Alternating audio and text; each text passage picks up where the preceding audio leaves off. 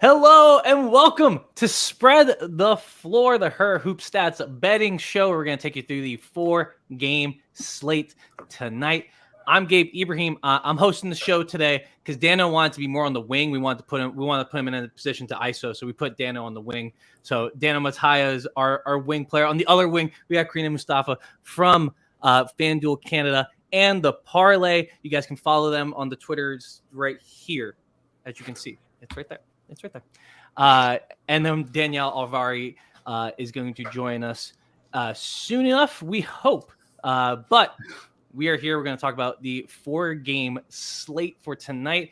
We got 3 games starting at 7 p.m. on the East Coast, then a nightcap in Chicago. But first, we got to shout out Dano's dog, Ollie. Oh, turned yes. 3 years old today. How's the big boy feeling? Well, he did get a special treat. I take him to get morning coffee every day, start my day right. And they normally give me a hard-boiled egg, and then my wife was like, hey, stop doing that. It's terrible for him. But she said it was okay today. So he munched that down in all of like 2 seconds. I removed the shell. I'm not insane. But he's doing great. I wish he would make an appearance, but from like 10 a.m. to 5 p.m., he does absolutely nothing all day. Is he not a pup cup type of dog? That's where my wife draws the line. Okay, that's fair. That's a good point. It's a good point. It's a good point. Crina, you have a dog? I do not, but I guess by oh, hey, Danielle. Danielle's here. But I guess by extension, I just kind of piggyback off of Moose with Mark. That's a great work right there. Having a dog without having a dog. Yeah. Danielle, how you doing? I'm good. Sorry, guys. I'm on crutches right now, so it takes me a while to get around. Actually. Oh my God. You're playing injured. I am. Right. I'm on the IR guts, right now. The guts. Well, hey, welcome in. And now that you're here, we can get on to the games, and we'll start in the matchup in which we have 2 people in market. Los Angeles at New York, 7 p.m. on CBS Sports Network. Is there no? Oh yeah, there's so the injuries here. I just wanted to get them out of the way. Lexi Brown is questionable. Chrissy Tolliver's out. Ray Burrell's out. Benaja Laney is out. Lexi Brown may be a big swing here in my predictions, but I want to hear from you first, Danielle. Where are you going with this one? The line currently is Liberty minus 5.5. The total is set at 164.5. That's on FanDuel. Man, it's crazy how much these lines move overnight. We talk about closing line value in the WNBA because I think this was 4 for me last night, now seeing 5.5. And that almost makes it interesting for me to look maybe towards the Spark side. But the thing is, you're going to get a really good live opportunity, I think, in this game. We know these teams, I think, have only played 1 time this season. I think this total ended at 158. I like over 162 here. Playoffs are on the line, right? LA's 12-17, New York's 11-18. Both teams need this win badly, so there is that motivation factor, you think. So I'm hoping we see fast pace, points, fouling, the works. I loathe betting on these offenses, 9th and 10th in offensive rating in the league, but I wanted to have some action for today, so I was kind of scrolling through the board, and this is actually the one that jumped out the most to me. I have another total bet as well that's pregame, but most of this I'm going to be looking to bet live. But like I said, Sparks are 4th in pace, Liberty are 9th. Sparks are 9th in effective field goal percentage. Liberty are 4th. So relying on these offenses is a nightmare. But I do think that we'll see this go over 162 since there's so much on the line for these teams. I do lean New York to win this one. Okay, I really like the live tip though. I think that's where. So we have our LA perspective. Let's get up to the Big Apple. Dano, tell me what you're feeling for tonight. The vibes are right in New York. I think the playoff picture is pretty much set. We have the easiest schedule. I say we. I don't know why I did that. I'm not like a super fan of them. Houston Comets till I die, right? But not the Stars, dude. All right. Well, that's a different. That's my wife's team. But anyways, so you got the second best 3-point shooting team in the league, even though the offense sometimes isn't there. I really think July was just a tough month, 3-7, but they're going to get back to that June status. I feel so good about the Liberty today. I think I will double down. I got 3.5 last night. I think I'm going to take 5.5 today. I love the fact that the Sparks have not played going from West Coast to East Coast yet. It'll be the first time all season. I think at the beginning of the year, they had like 9 of their first 13 on the road. But the way the schedule worked for them, they have not done this type of travel yet. factor in no Christy Tolliver, hopefully no Lexi Brown from a shooting perspective. No disrespect to Danielle's over, but I think the Liberty could put up like 100 points tonight, easy. Worst 3-point defense in the league in the Sparks, and like we said, Liberty have a lot to play for. I feel super confident. As far as the over goes, I just hope that the Liberty can get the number there. I don't see the Sparks hitting 80 tonight on this travel day, unless NECA goes off for 30, which I don't see that happening either. So, yeah, I'm going to double down on 5.5 too. Yeah, it'd be really tough to watch this game without Lexi Brown. But Crina, what do you have on this one? Yeah, so I was making my Fanduel video today, and it's funny that we were talking about the lines changing because while I was writing my script, the spread changed from -4.5 to -5.5, and so I was sitting there like, well, you know what? I think I am going to bet on that because the Liberty, they're just coming off of their 20-point win against the Mercury, and I think, Dano, you're right. They're going to go back to their June winning ways right now, and they kind of have to. I mean, they don't really have a choice, and so yeah, I'd bet with the spread here. I'm very confident, especially if Lexi Brown doesn't play. I feel like if Lexi plays, then I'm going to become a little less confident in the spread, but I still am leaning Liberty here. Yeah, I think I'm with you guys on the Liberty, although I really like Danielle's lot. Like this is probably a live betting game just because like so many New York games, I think this one's going to come down to turnovers. The Sparks are second in opponent turnover rate. The Liberty are 10th in team turnovers. And here's the stat. New York 8-6 when the assisted turnover ratio is better than 1.35. 3-12 when it's worse. Look at that number in the first quarter. Take whichever side it's on, and I think you run with it. That being said, LA has been so inconsistent. They've caused a bunch of turnovers and still can't score enough. I think I'm most comfortable with the under, but yeah, I'd be waiting for the live numbers as we go along in that one. So yeah, we'll see. It's huge game in the standings with those two teams battling for playoff position and a spot in the playoffs, and with a lot on the line for both those franchises. Another game with huge playoff implications. We'll go over to my side of town, Las Vegas at Washington. I'll be at this one. It's on Facebook. It'll be on League Pass as well. So, often we talk about the body clock games. Las Vegas has been on this side of the country since this weekend. I don't think that's going to come into play. Big question for me is, can Washington make enough shots to slow Vegas down? And if they do so, can the offensive glass be a factor for Washington? That's something you're gonna have to watch live because I don't know what's gonna happen there. But if the defenses hold up, the Mystics win. I'm gonna take my pick here, Mystics money line plus 130. That's still where it's at on FanDuel. I have to check every 5 seconds. So I'd take the Mystics money line. I'm pretty confident that their defense can hold up in DC. And we'll see about the rest of the over under. And now here, let's go back to Crina though to get your thoughts on this one. Yeah, so I'm glad that you brought up defense because what I'm watching out for is Elena Del Don's defense on Asia Wilson. She's just been so good at containing her this season. In the first game, she held her to like 10 points, which is kind of crazy when you think about Asia Wilson being the MVP of this team. And Las Vegas has not beaten Washington at all in their first two matchups. And the last one was a little bit closer, but I always love like looking at that because people ask me about the playoffs and I'm like, I really hope the Aces like match up against the Mystics somehow because that would be very spicy. I'm hesitant to lean Washington though. Okay. All that being said, I feel like 3 in a row is kind of reaching for the stars there, especially since their last matchup was decided by 1 point in overtime. And I just think that the Aces have been playing a lot better as of late, especially having those two like kind of cushiony wins over the Fever. I think I'd lean Aces money line. All right. I love it. Let's go head to head. Crina and me head to head. All right. Let's go to Dano. What do you got? I love everything you just said, Crina, because I've been waiting to hear some other people's thoughts on this game. But the fact that the Aces haven't beaten the Mystics yet, I really do feel like the Aces are also better on the road. Chalk up that first Mystics game to travel issues. Our resident travel complainer, Kelsey Plum, talked about it, and I live by her words. So I'm going to fire on Aces 3.5. This is one of the only Aces games where we haven't seen the line really jump either.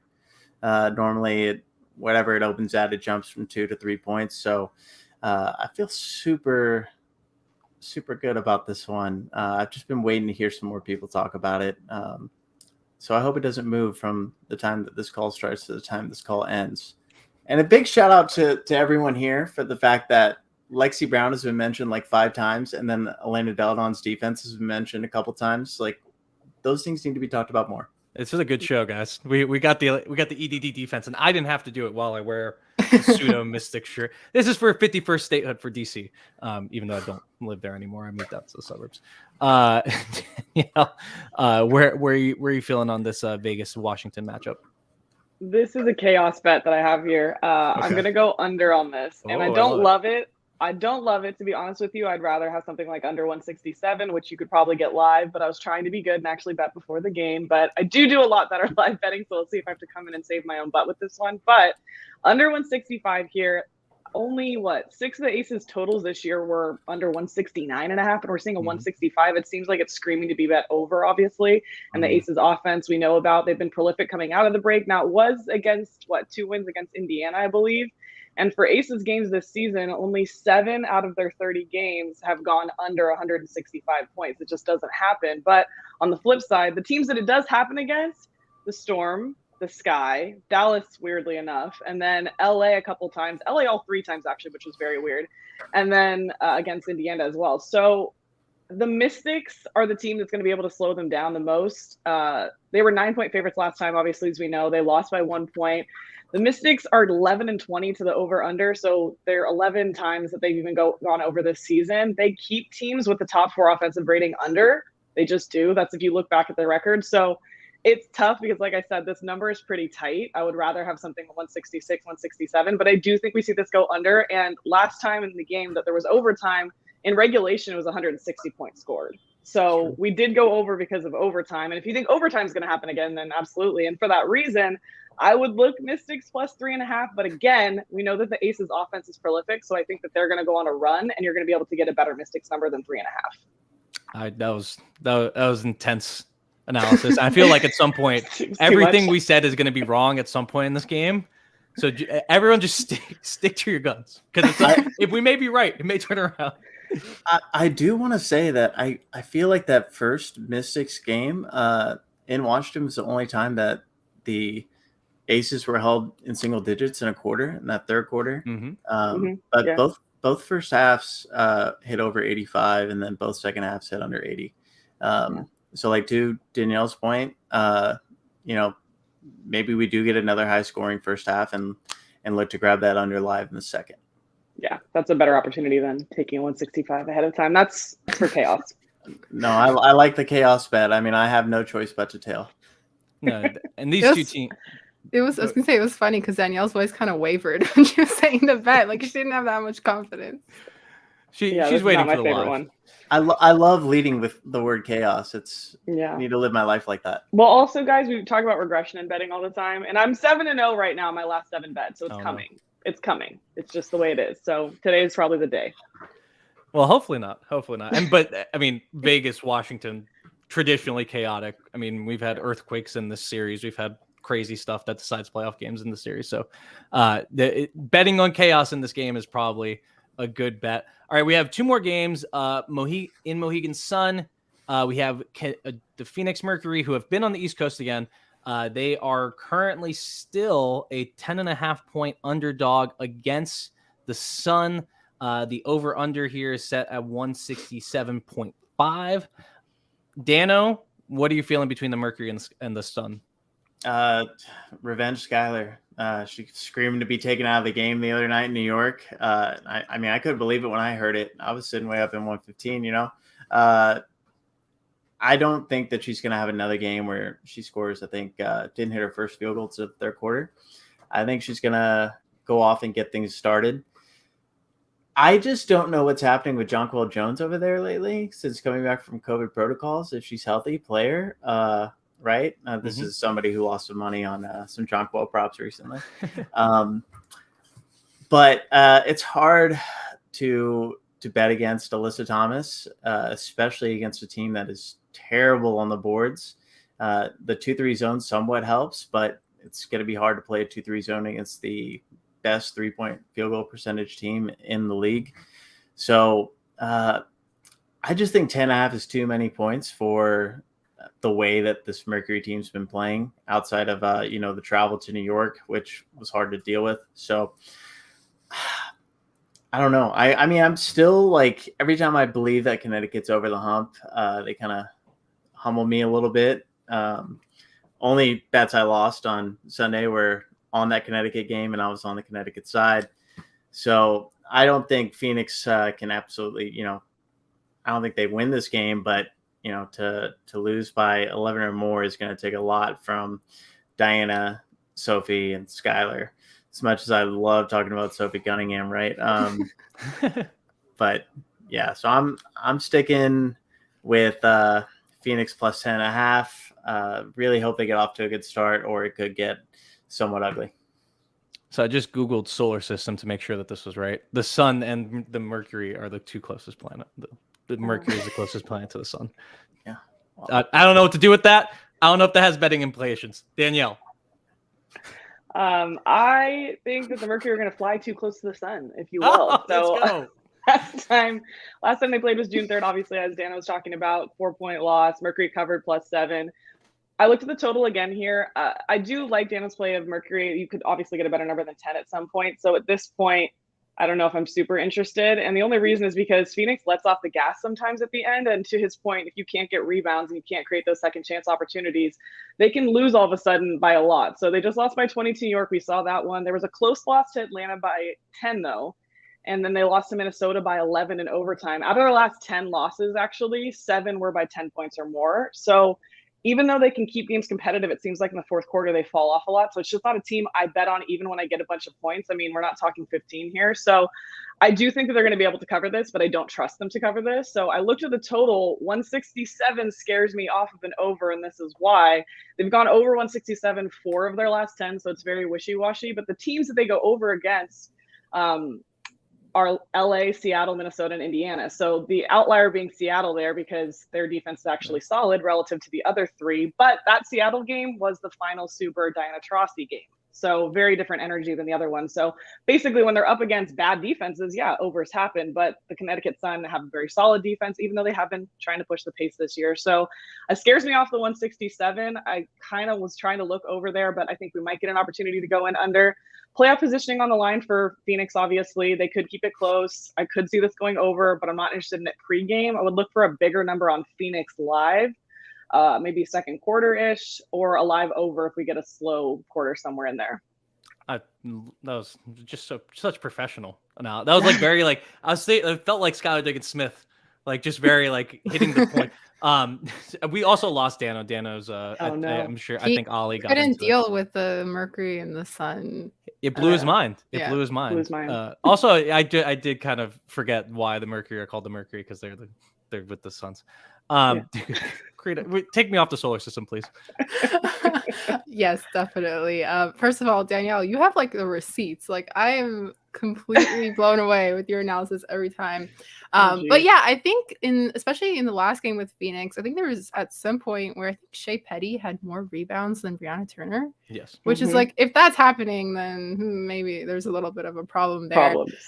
I'm not as brave when it comes to betting. So I think in this situation, I am just smashing the money line here with Connecticut winning because I can't do anything else here. That's what I'm feeling comfortable with. I appreciate that. It's a thin line, that bravery and the stupidity. So I think that's why you win your bets, Crina.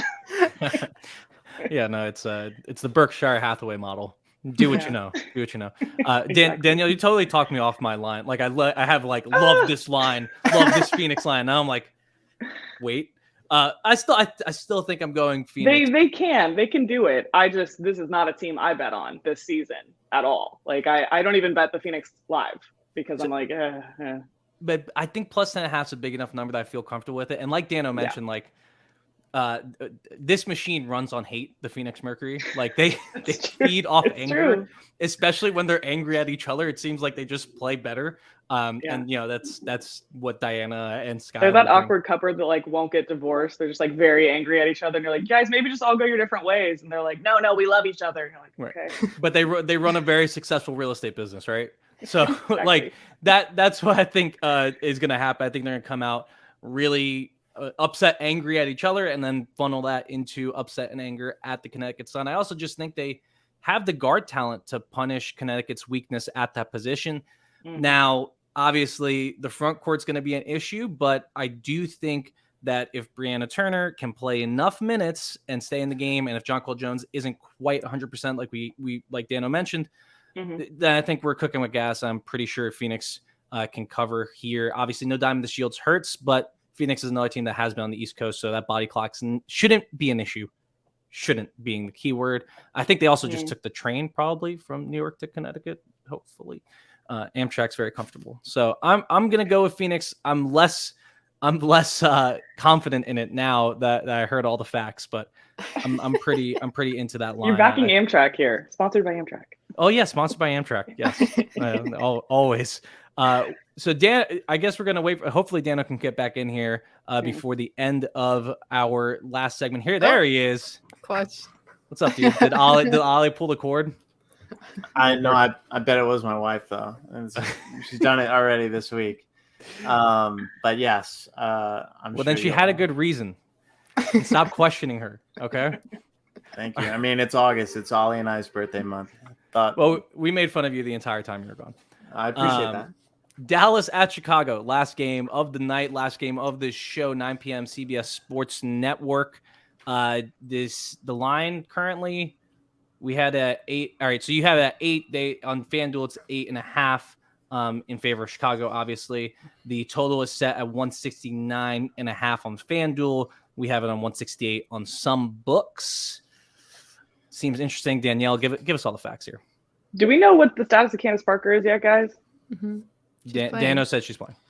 She's playing. Okay, because she was questionable yesterday, missed the last 2 games we know. But Chicago, even without her, covered and pushed. So they're just the team with what are they, like one of those, what are the knives called with all the different, like a Swiss Army knife? Yes.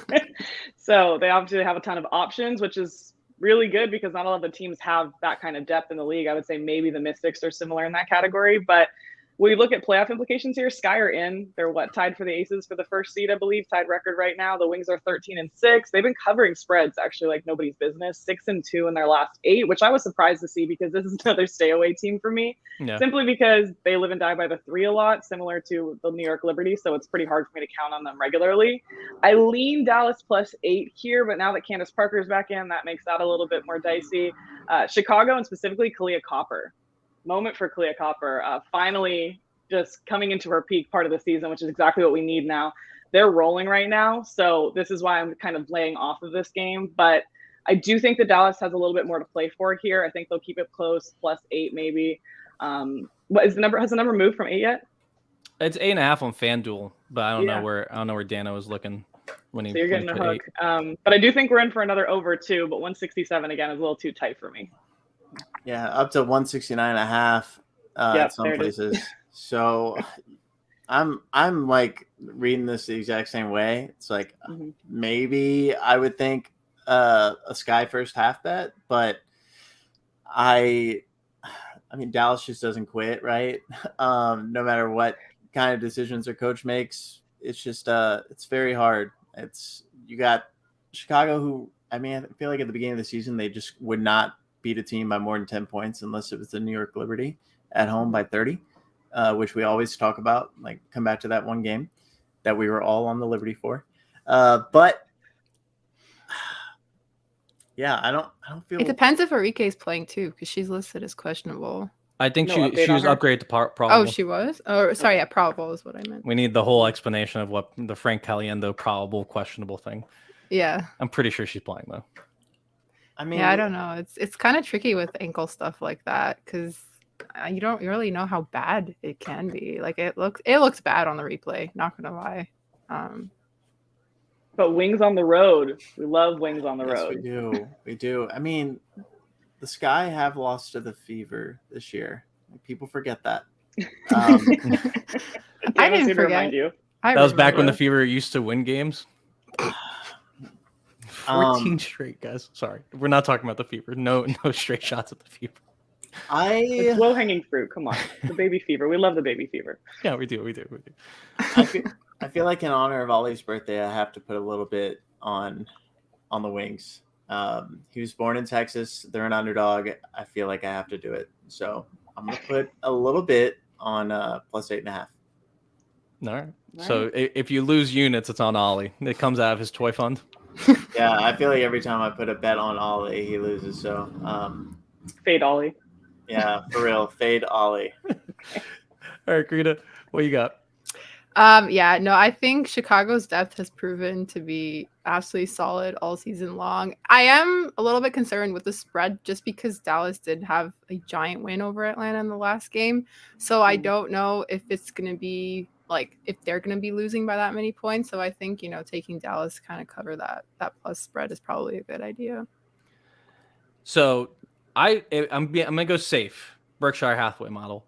Going to go safe. Chicago money line, and here's why. So since losing to New York, Chicago has won 2 straight games, right? Every time the Sky have lost this season, they immediately win at least 3 games in a row. This has happened every single time they've lost since May 27th. So give me the Sky to win their 3rd straight game, especially at Candace Parker's playing. If you want to take, I would take. I'm fine with 8.5. I would just going to go safe with the money line. But I think it's they're just going to do it because they've done it all season long, and I think this is actually a big game for them. Especially they're 1 game ahead of Las Vegas at the moment. They are inching closer to home court throughout the playoffs, which would be huge for them. So I'm with it. I'm going with Chicago on this one, mainly because of that stupid little fact that I saw on the advanced box scores. You know that meme with the guy who has the board with I forget what show it's from. Always Sunny. Yes.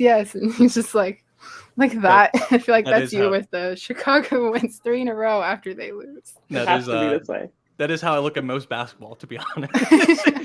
What random stat can I pull out to say this team's going to win or not? Works more often than not. Actually, no, it doesn't. The scenario here is the Wings come out and shoot the lights out right away, and we get a better Chicago line. That's it. Absolutely. Yeah, now I'm completely off Sky first half. I don't know. I'm afraid of all the chaos thrown in here with this game. The Ollie chaos or all the chaos? Both, right? God. Well, shouts to Ollie for providing us a great show. Anyone have any closing thoughts, or do you want to go around, give a closing thought? No? Anyone? Happy birthday, Ollie. Thank you. Yeah. I'll tell him. Lines are up for tomorrow, by the way. I feel like, in principle, I should take Atlanta Dream at home minus 8.5 against the Indiana Fever. Oh yeah. I don't see the Fever coming within double digits of any team the rest of the season. No. Fever, man, all right. Here's the final question. Kelsey Mitchell. Here's the sign-off question: do the Fever win another game the rest of the season? No. Schedule. Maybe no. Absolutely not. Absolutely not. I'll give you plus 1,000 odds. All right, so they have at Atlanta, at Dallas, and then they finish the season off Washington. Oh, geez. Washington, and then at Washington. So Washington at home, then at Washington. Well, unless the Wings roll over for them, which I don't see that happening. Yeah. Yeah, I mean, maybe you get a situation where the last Mystics game they're resting everyone because they're set in a playoff seed, but without Kelsey Mitchell, absolutely not. No way. Tough. And there's only 4 games, Gabe. That's super easy. Super easy. So on court side, which is coming up tomorrow, quick plug. I had bet that the Fever would not get to 6 wins before the All-Star break, and I had to have them lose 6 games before the All-Star break for that not to happen. They did that, and then they've just kept losing. But I don't know. I could see them screwing up the Wings. It feels like very Wings. We didn't get into the playoffs because we lost to Indiana at home. Oh, so true. Man. True. It's so bad, true. it's true. Just saying. But I would go no. So guys, great show here on Spread the Floor. Hopefully you're subscribed. You subscribe on YouTube. You follow us on Twitter. Make sure you're following all our bets. We have everything up there. Make sure you're following everyone here. Again, Twitter's right here. That's where you can find us most of the time and check out all our work. And we will talk to you guys very soon. And thanks for hanging out with us. Absolutely. Gonna fire on some props soon. How many props are you betting